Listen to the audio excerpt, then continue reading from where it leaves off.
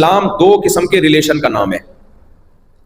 مجھے ایک بات بتاؤ, آپ تو ماشاءاللہ یونیورسٹی پڑھتے ہیں, آپ نے کچھ مخلوقات ایسی دیکھی ہوں گی جن کی لائف انڈیویجول گزرتی ہے.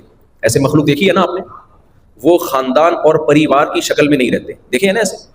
مثال کے طور پر گدھا, گدھے کا خاندان ہوتا ہے؟ نہیں ہوتا نا.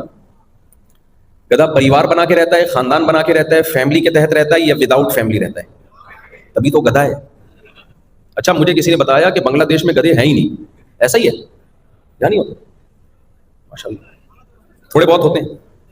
تو ہمارے پاس ہیں, ہم ایکسپورٹ کر دیتے ہیں.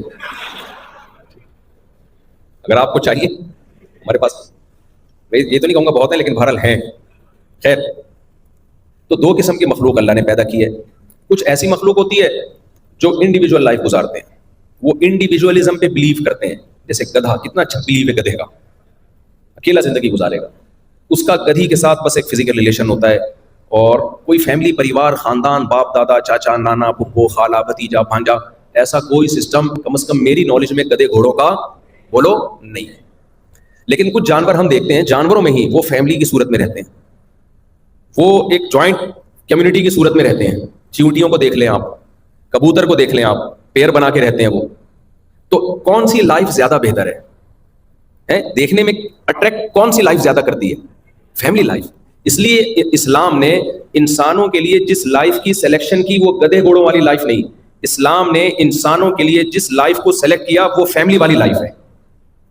اب یہ بات ہم لے کے پوری دنیا میں گھوم رہے ہیں, پوری دنیا کو سمجھا رہے ہیں, لیکن لوگ کہتے ہیں سائنس میں تو ایسا کچھ بھی نہیں لکھا ہوا, سائنس میں تو ایسا کچھ بھی نہیں لکھا. بھائی جو باتیں بالکل واضح ہوتی ہیں اس کو سائنس میں لکھنے کی ضرورت, 2 اور 2 4. اگر سائنس میں نہیں بھی لکھا ہوا ہوتا تو بھی 2 اور 2 4 ہی ہوتے وہ, بلکہ لکھا ہی اس لیے کہ 2 اور 2 کو کیلکولیٹ کر کے دیکھا تو 4 جواب آ رہا تھا, انہوں نے لکھ لیا. تو انسان فیملی کی شکل میں رہتا ہے. اگر یہ بات سائنس میں نہیں لکھی ہوئی ہے تو میری طرف سے آپ اب لکھ لیں, یہ تو کامن سینس کی بات ہے. اب مجھے ایک بات بتاؤ, نیچر کا کوئی آلٹرنیٹ ہوتا ہے؟ سائنس کی وجہ سے, سائنسی تھیوری یا نظریات کی وجہ سے نیچر چینج ہو سکتی ہے؟ کبھی بھی چینج نہیں ہو سکتی. انسان کی جو نیچر ہے وہ انڈیویجولزم نہیں ہے کہ انفرادی زندگی گزارے. انسان کو جیسے پینے کے لیے پانی چاہیے اور سانس لینے کے لیے آکسیجن چاہیے, ایسے ہی انسان کو صحت مند لائف گزارنے کے لیے ریلیشن چاہیے. جنگل میں تھوڑی پیدا ہوئے اکیلے بڑے ہو جائیں گے ہم.